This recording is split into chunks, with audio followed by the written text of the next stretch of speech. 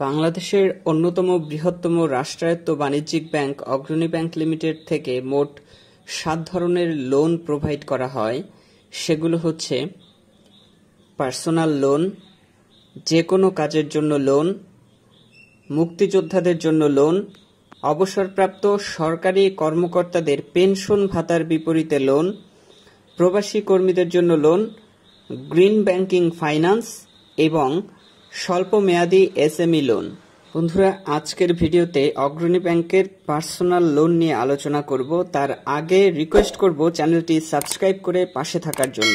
অগ্রণী ব্যাংক থেকে যে পার্সোনাল লোন দেয়া হয় তার বেসিক পয়েন্টগুলো আপনাদের সামনে তুলে ধরছি। যে কোনো বেতনভুক্ত ব্যক্তি অগ্রণী ব্যাংকের পার্সোনাল লোন নেয়ার জন্য যোগ্য। মানে আপনি সরকারি চাকরি বা বেসরকারি চাকরি বা কোনো আর্থিক প্রতিষ্ঠানে বা কোনো কোম্পানিতে বা যদি গার্মেন্টসেও চাকরি করে থাকেন, তাহলেও আপনি অগ্রণী ব্যাংক থেকে পার্সোনাল লোন নেয়ার জন্য যোগ্য হবেন। বিভিন্ন ব্যাংকে যেমন বেতনের সর্বনিম্ন পরিমাণ বেঁধে দেওয়া থাকে, অগ্রণী ব্যাংক থেকে পার্সোনাল লোন নেয়ার জন্য সেরকম বেতনের বাধ্যবাধকতা নেই। লোনের সর্বোচ্চ পরিমাণ 10 লাখ টাকা। আপনি 10 লাখ টাকা পর্যন্ত আপনার পার্সোনাল লোন নিতে পারবেন। লোন গ্রহণে আবেদনকারীর বয়স সীমা 18 থেকে 55 বছরের মধ্যে হতে হবে। 18 বছরের নিচে এবং 55 বছরের ঊর্ধ্বের কোনো ব্যক্তি অগ্রণী ব্যাংক থেকে পার্সোনাল লোন নেওয়ার জন্য যোগ্য হবেন না। অগ্রণী ব্যাংকের পার্সোনাল লোনের সুদের হার 9%। আর ঋণ পরিশোধের সর্বোচ্চ মেয়াদ পাবেন আপনারা 5 বছর।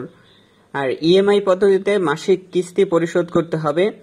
বন্ধুরা, ইএমআই মানে হচ্ছে ইকুয়াল মান্থলি ইনস্টলমেন্ট। আপনি যখন লোন নেবেন, সেই লোনের এগেনস্টে আপনাকে একটা মাসিক কিস্তি করে দেয়া হবে এবং সেই নির্ধারিত কিস্তি অনুযায়ী আপনাকে প্রতি মাসে টাকা জমা দিতে হবে।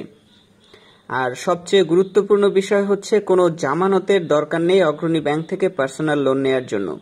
এখানে আপনাকে লোনের এগেনস্টে কোনো টাকা, স্বর্ণালংকার বা কোনো জমি জামানত রাখার দরকার নেই। বন্ধুরা, ব্যাংক লোন সম্পর্কিত এসব ভিডিও পেতে আবারও রিকোয়েস্ট করব চ্যানেলটি সাবস্ক্রাইব করে পাশে থাকা বেল আইকনটি ক্লিক করতে। তাহলে দেখা হবে পরের ভিডিওতে। সে পর্যন্ত সবাই সুস্থ থাকুন।